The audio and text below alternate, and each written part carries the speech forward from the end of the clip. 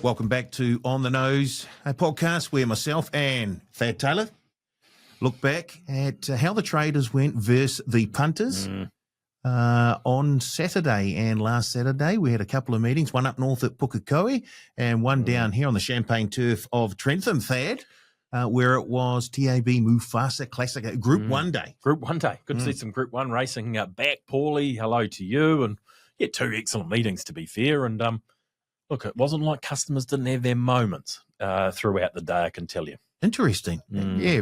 I'm sure we'll touch on that a wee bit later. Why don't we head up north first to Pukekohe, where it was Concord Stakes and Bone Crusher Stakes Day. Race 1, Dance the Night for Matthew Cameron at around $3.90. Was the favourite, so did punters get off to a good start? Not a bad start. Look, it was a maiden mile with fair few reputations and a bit of depth. So there were a few to back. That's what the first thing I'll preface race number 1 on the day with. The other reason it wasn't a horrible result for the TAB was that we were knocked into shape early. Oh. Yeah, with some good hard money.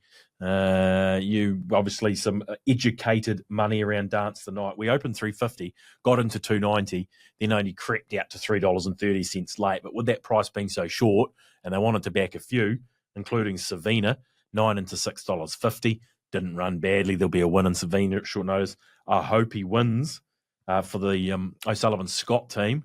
I was a little bit unlucky up the straight as well. That was minus 60,000. And even Genki, the stablemate, 13 into 12 late, there was some money there. But there was some money well and truly spread. Savina was minus 50. I hope he wins was minus 60, which meant Dance the Night was a small win of around plus 15,000 in the first. Race 2 and another favourite, I think, Sibling Rivalry gets home. Another one that was well in the market, Love Symbol. Well, it was the tale of two cities, wasn't it?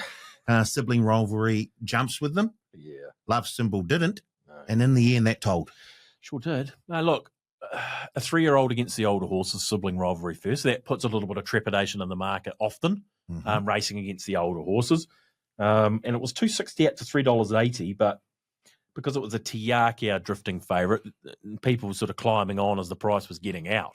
Not that it was a horrendous result by any stretch. It was only minus 20,000 Sibling Rivalry. And very good. And sat outside leader, ran away and hid. You could fit her in your boot, as they say. She's only small, but obviously got a fair bit of speed. Big heart. Yeah, big heart, absolutely. But she was a drifter because there were a few they backed. Foxglove was one of them late. But then Waiata, the stablemate, was taking all the money early. It's a tricky one sometimes when the stablemates in the race, they're backing one, but then the market move comes to the other one. Do you almost put a line through both of them? Because in this case, no. Well, yeah, but they didn't feature. I mean, no. Foxglove was, I wouldn't say disappointing. It wasn't. It ran fourth. Maybe needs one more. And Waiata actually had no luck. It was caught wide the whole way. Awatiri was first up. I think that's a follow out of the race. Good run first up, 10 into 7. And it would be improved with the run. And Love Symbol, ouch, was my bet of the day, Paul. I'm sure that's why you raised it. Fluffed the start. And then still looking for a run for Warren Kennedy. Couldn't quite get out in the straight. not in time. It was well back. It was actually the worst result. It was minus 40,000, minus 20,000 Sibling Rivalry. Just that trepidation around a 3-year-old against the older horses. Race 3 and Casimiro at around $8 or $9. Surely a nice result for the bookies. Well, we opened $4.60, Casimiro, would you believe? In fact, we opened favourite.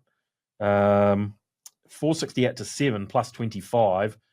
Big move for Smiling Eyes. Boy, they piled it on here. 9 into 650. That was minus 150,000. A Gypsy God was minus 55,000 for the O'Sullivan Scott team. So there's obviously an opinion around Gypsy God. I think George Simon made it his value bet of the day. So some momentum around Gypsy God. And High Country. I try not to mention him as a market mover anymore, just to try and spare customers. Because every time he shortens up a point or two, and every time he finds one or two better. He was 750 into 550, plus 25 Casimiro, a drifting opening favourite that no one wanted. Right, race 4, and, well, is this another Tiakau for Altari? Out at a Tiakau runner out at what? Double digits? Yeah, and they were happy too, don't worry. They got some, did they? They knew what they were doing, Paul, on Altari. First up, a former good 3-year-old, It was 16. It was well backed. It just trickled out to $19 with the money late for a few of them, and then had to trim up back to 17 late. But it was minus 15,000. I can tell you it was a lot worse than that. With about 10 minutes to go was Altari. So they obviously knew that Altari had returned well. We had two favourites here. High Emotion went from 340 out to 460, and Machino went from 420 into 340 to start favourite. It drew barrier 18 and didn't really feature Machino. High Emotion wasn't the worst. No, it wasn't the worst. You're right about that. Stick with, I'd say, 340 out to 460. So, yeah, it's just one of those races that the marketplace deemed to be a little bit more even than we'd assessed it on opening. And the big move came for the former Hong Kong galloper, Super Contented. Oof, one to look out for? Yeah, I would say so. It'd have to be. And Andrew Forsman almost said as much. It was 26 into $10 back to 12, and he said, look, I can understand, could run a heck of a race. You know, it's a good horse, it's trialled well, but there will be natural improvement there. Obviously coming back from Hong Kong. Didn't run badly, boxed on well, missed the start a bit, and just sort of steady to the line. But, yeah, probably, certainly with that amount of money we saw for it, we were minus 140,000 Super Contented. Altari was still a losing result. Couldn't find a winner there at this stage at Pukekohe. Race 5, and it was a super finish. Any three of the top three could have got their head down in the end. It was Livid Sky that did it, but Dark Destroyer and Solidify weren't that far away. No, neither was Kiwi Skyhawk. Coming a little bit of a heartbreaker, Kiwi Skyhawk, just with the racing pattern. And I'll talk about boom home, but he does that a lot. And you know, the marketplace got this well and truly right to largely. Livid Sky was 7 into 550. And then back to 7 late, only on the back of the money for Kiwi Skyhawk, who was 340 into 290, and Solidify, who was 440 into 360. So they really nailed it down to 2 in a race that looked more wide open than that. So Livid Sky got back out to 7, as I say. Dark Destroyer, 16 out to 21, back to 14. There was a nibble late. He ran a race to Dark Destroyer. Obviously better known on slightly easier tracks, but it was a good effort. Good old Nesty. He got hampered by He's Classic out of the gate. Lost the rider He's Classic. It was 61 into 51. $61. Even I said it was too high at that price in a field like that. It was getting home strongly after having no luck. It was minus $130,000. Deserved to be that big at that price as far as I was concerned. But, yeah, it didn't have any luck and wasn't a bad run. But the marketplace got it dead right to a degree, but Livid Sky, with that money for Kiwi Sky, could solidify, was plus 40. Next race was the Group 3 for the 3-year-olds, the Bone Crusher Stakes, and that's gold. I'm guessing was gold for the bookies. Yeah, well, it wasn't bad. We got a bit lucky here because it was a bit of an unknown commodity to a degree. I described this on Saturday as youth versus experience at Bone Crusher Stakes. When I'm referring to sort of youth as the horses that have come through maiden grades and the like that we didn't know quite as much about, and the experience horses that we've seen in Stakes Company, the likes of To Cap It All, Landlock, and Too Sweet. And the marketplace was gravitating towards the youth, which people like you and me wouldn't want to hear too much about. But yeah, that's goal was 12 into 550. Yamato Satona and La Aigle Noir. The Sullivan's, yeah, the Black Eagle. Yes. Might call it the Black Eagle from now on. They were also extremely well backed. Even though that goal was 12 into 550, the marketplace knew, but it was still a winning result for the TAB just because of all those horses to back the O'Sullivan Scott, who were both well backed. To Capital found its mark and was relatively well backed, and Landlock and Too Sweet and the like were taking money. But it was a market mover. That's gold, one to mark down for the future, but it was plus 30,000 for the tab. Race 7, the Concord Stakes, and Matthew Cameron decided to be positive. Got Midnight Edition across up front, and he never let up there. No, great, good horse. You know, like tough horse, been up a while. Doesn't sort of matter what track it runs on. The marketplace was gravitating away from it. That's fair to say. And Twain. I mean, Midnight Edition was 330 out to 550. Twain was 260 out to 310.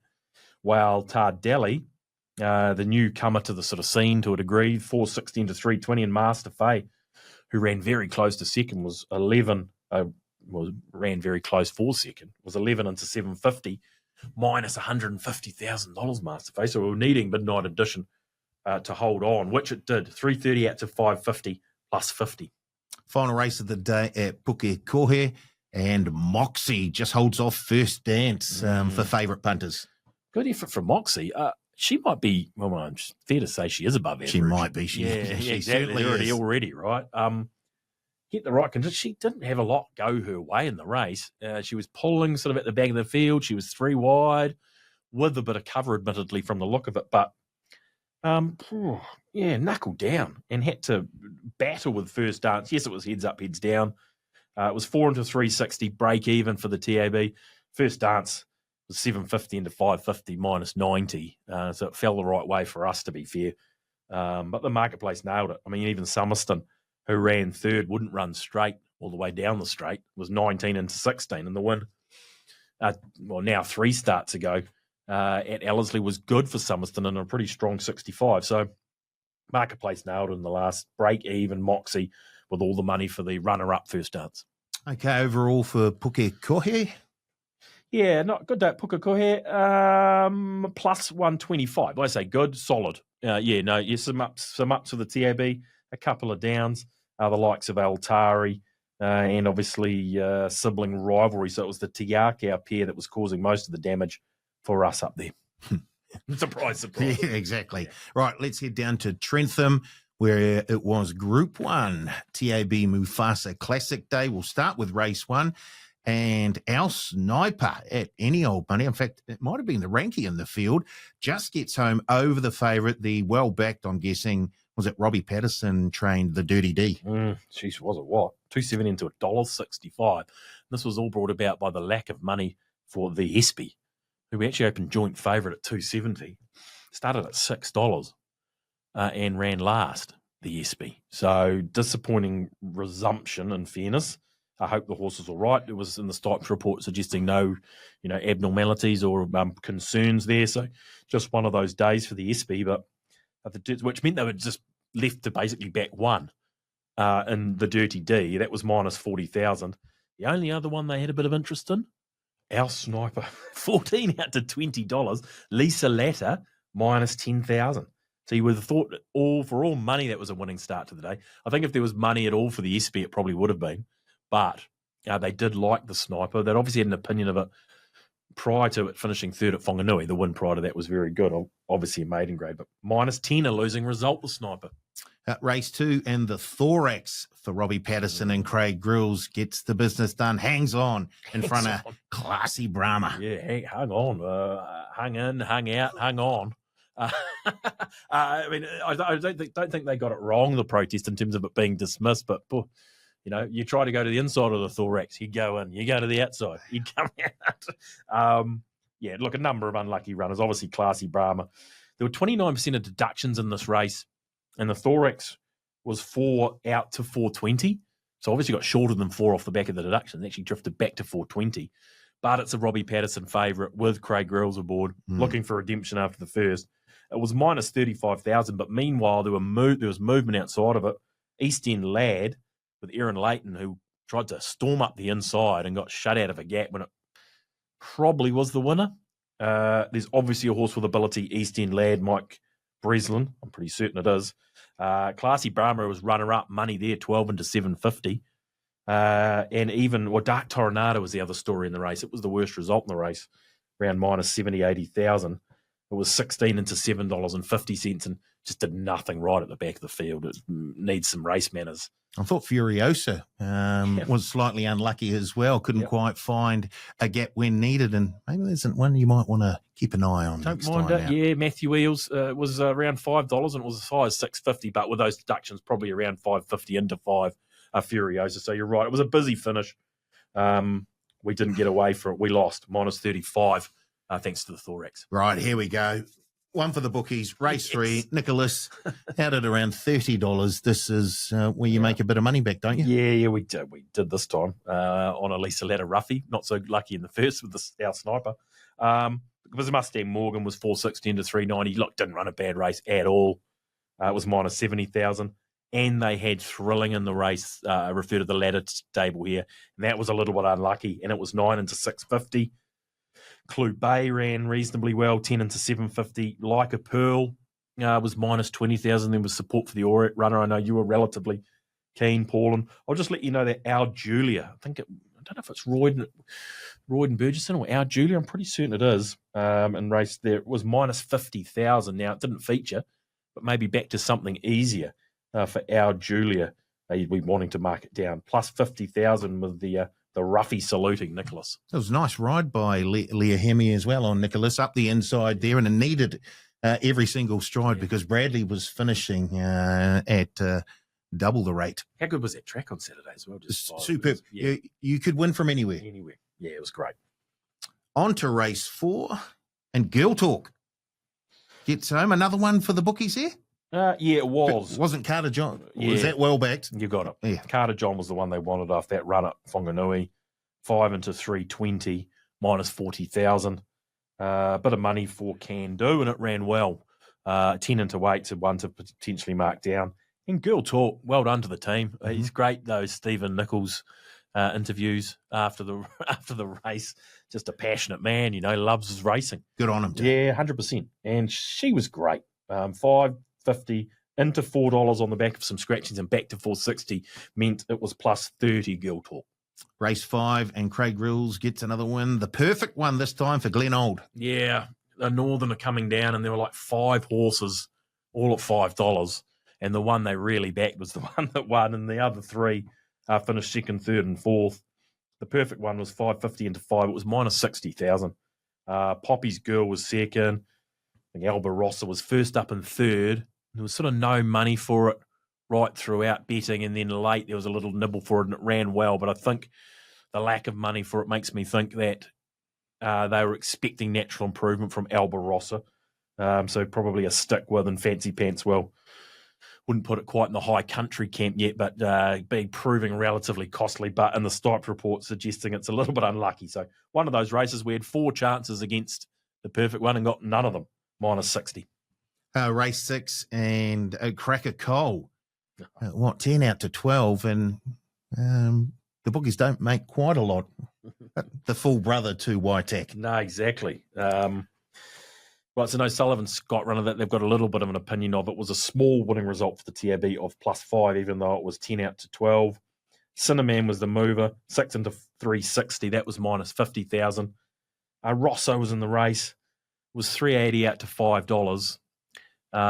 But it was still well backed because it's a horse but not as well backed as it has been. I should preface with that. But, it was 2,600 back to 2,100 for this race, and he was huge. I mean, he just sat 3 wide facing the breeze the whole way. And so much so, he's a $7, I think, joint favourite for a Wellington Cup, Rosso, all of a sudden. Off the back of that 3rd or 4th or wherever he finished. Platinum Taish, or I don't know how that Taiki. Yeah, is it Taiki? That's what I heard on course. Justin Evans was saying, so I better go with him. Oddsetters don't know how to price this horse. It's 3 times in a row they've been massively double figures, 31 into 950. So they keep backing Platinum Taiki, and Billy Blinks was 815 to 650, but Cracker Cole small win due to that O'Sullivan Scott factor. Race 7, and the Scunner, which was that the boys get paid bet of the day? Was that their boost? Was that their bet of the day? Was it? They got it boosted to 15s and feasted. And they were on the money. There were a few long faces in the office. That's that, JJ, I can tell you, Paul, after they the boys got paid around the Scunner. Yeah, it was 12 into 10. It was they obviously were extremely happy with the horse. Everything was all systems go. The tip was obviously out for BGP, so they really liked it. And then everyone just went, this drying track, maybe not as hot on it. It was 12 into 10 with that early sport, back to 12, but still only a break-even result. Kitty Flash was solid, 340 into 320. Mystic Park was good again, rattled home, 340 out to 370. The massive move came for Spencer, 15 into $4.60. Look, he didn't run badly. I can't catch him anymore, Spencer. I'm sort of just always on the wrong side of him. Let me know then. Yeah, I'll let you know. Yeah. Well, exactly. I don't know myself, but I'll probably, he'll just start winning again. But he was a massive mover regardless, so for what it's worth. And he doesn't run a bad race. And Frank the Tank, they're obviously pretty happy with Frank the Tank, as it was a losing result for the TAB, although it was a slight drifter in the race. I think it's O'Malley, isn't it? Thurlow, Frank the Tank, and ran 4th. But I think to get something a fraction easier, Frank the Tank, you might be thinking about having a little investment. That'd been potentially my advice. But the Scunner was break even in the final field book. I'm just not even thinking about that boost price around the Scunner because I think it was 6 figures in there. Let's move on. Please. And we'll move on to the feature race of the day, the Group 1 TAB Mufhasa Classic. And I think the market got this spot on. The first 3 runners home were all very well backed by punters. And I can tell you, I did see connections of Provence after the race across the road, and they were very, very happy. And they were very, very happy with the price they got as well. I think they were talking $15 at one stage that they got on Provence. I'm just saying. And look, she's proven herself. She's won a Group 1, was it the mile, the Thorndon. So she had that Group 1 form at Trentham over the distance. In fact, the connections were very happy to tell me that she's been in 3 Group 1s and she's won them all. It's not bad going. That's not bad. It's a good stat. Yeah. I like that. Stephen Hunt wasn't a believer, was he? Yeah, that was one man. He said it was. Did he not say it was one of the weaker Thorndon miles? He did mention that. Yeah. But she obviously loves Trentham, and sometimes that's, And I said to you on Friday on the leg up, just the way she'd been backed in the first 2 runs and the comments from the connections from the stable, including Stephen Marsh himself, it was just, if you could just put one and one together and come up with 3, I think that's a situation where you would do it. He was obviously ecstatic with how she had come back, and both the runs had been good. So she was 11 or 12, 11 out to 12. I never saw 15s, I reckon. Maybe it was an odd surge? Oh, it could have been. Yes, it would have been. An odd surge? Well, anyway. Yeah. Was official fluck for me were 11 out to 12, back to 8 around Provence. So they found her late, as they should, because she was well back throughout the week. Whiteack did nothing wrong. 3:30 into 2:35. Ran a great race. La Creek flew fair. Look, to be fair to the Whiteack and La Creek, Provence got the dream trip up the inside and just hung on there, which is enough. Yeah, of course. But the runs by Whiteack and by La Creek were just, I thought super runs. They were super. I mean, interesting tactics to take you right back to last and just ride it completely cold. And it almost paid off. I mean, you wouldn't think anything could come from behind Whiteack to beat it. And they tried it, and she pretty much very nearly did. But there was also one in front of Whiteack, sadly. At least it wasn't a second. Might be that's the only solace for La Creek. She's going super. She is going super. The market knew 450. She's going to get another one. I just hope she's going to get another one. She deserves one. Some mark drifters though. Legado's 350 to 6. Look, didn't run badly. Whiteack went straight past Legado, and then she actually started to surge once she caught sight of him and finished 4th. So hey, I'll leave it to Ken and Bev. Ladies' man was a big drifter and ran accordingly. The defending champ. 9 out to 34. That is a drift. What sort of fluck is that? Maybe it was a bad opening price, but you couldn't open ladies' man at $34. So no knock to the odd setters there. And Agera, the new kid on the block, different form line, new to Wait for Age, was 21 into 12. It was minus 120,000, which I think just found the step to Wait for Age. Just a little bit sharp. Just a bit big. Mm-hmm. And look, had been jumping every bar that they put in front of it. But, it's had an unbelievable preparation, has Agera. So no knock in terms of trying to take on this company. She deserved to, and was well backed, but failed to feature. As you say, they nailed it. Provence was 11 into 8. Whiteack was 330 into 235, and La Creek was 450 into 330. It was a small one for the TAB, plus 30 Provence. Final race of the day, and if there were 2 horses that I heard spoken about quite a bit on track at Trentham, it was Forever in Time. Why are Roger James and Robert Wellwood bringing this one down? And Pete's Pride will run a race. That's what I got told on course by more than one person. There's a lot of there's a lot of knowledge, isn't there, on course? There's so much good chat on course when you're speaking to the right people. And I know you get out there and do speak to a lot of people in your role, which would be a lot of fun on the odd occasion, because you'd meet some characters and some people in the know. Well, they nailed it. Pete's Pride, we'll start there. Gee, they nearly pulled this off the Southerners. They were hoeing in out of the $31. which was actually 23 with a small deduction, but still 23 into 11. It squared up at minus 80, but you can imagine it was worse than that for a long period of time, just with the late money for everything else. They really hammered Toronto, though.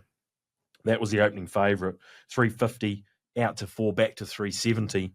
That was minus 80,000, and surprisingly forever time, which the marketplace found, and maybe not customers to a degree, was 480 into 370. It was plus 55,000 on the last. But yeah, the Pete's Pride thing would have been a bit of fun for the Southerners. They nearly got us, but we got out of jail. Plus 55 with forever and time. It sounds like it was a fairly even day between bookies and punters down at Wellington. Yeah, it was. It was up and down. It was only a very small win to the TAB down there, around 80,000. Our sniper we thought would have been a win was a loss. The perfect one was a big loss. The scunner was a loss, basically. But then obviously Provence, forever and time. A couple of others meant a small win to the TAB plus 80 there on Group 1 day. Okay, that's it for another week. We'll be back again in around 7 days' time as we look back on, Waikato Cup Day, Kaulai Suzu. There's the J-Swap Sprint. Yes. And, of course, there's a meeting down south, I think, at Ascot Park. So plenty to look forward to there. You'll be back again, won't you, Thad? Oh, I can't wait. Well, it only gets better from here, doesn't it? Right up over Christmas and right through that summer racing. We're in for some fun over the next couple of months. We certainly are. So thanks to Thad for jumping in once again, and thank you to everyone out there who was watching or listening. We'll be back again with another edition of On the Nose.